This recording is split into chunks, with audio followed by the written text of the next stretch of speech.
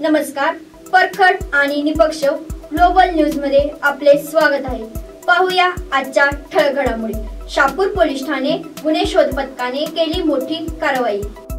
मिळालेली माहिती अशी की यातील फिर्यादी आकाश महावीर खोत याचा MS11 AL 2609 टेम्पो असून त्याने दिनांक 2 ऑगस्ट 2024 रोजी सुताचे बॉक्स हा माल भरून अरिहंत पार्किंग येथे लावला होता। दिनांक 4 ऑगस्ट रात्री 11 ते 5 ऑगस्ट सकाळी 11च्या दरम्यान कोणीतरी अज्ञात चोरट्यांनी टेम्पोसह मालाची चोरी केल्याची फिर्याद दिली होती। सदर गुन्ह्याचे तपास गोपनीय माहितीच्या आधारे फिर्यादी यांचा भाऊ अभिजित महावीर खोत वय वर्ष 32 राहणार गणेशनगर शहापूर यास ताब्यात घेऊन सखोल चौकशी केली असता त्याने सदर गुन्ह्याची कबुली देऊन चोरलेला माल व गुन्ह्यातील इतर वाहने असा एकूण 43,71,414 रुपये किमतीचा मुद्देमाल काढून दिला आहे। अधिक तपास करण्यासाठी न्यायालयात हजर केले असता न्यायालयाने 12 ऑगस्ट 2024 पर्यंत पोलीस कोठडी सुनावलेली आहे।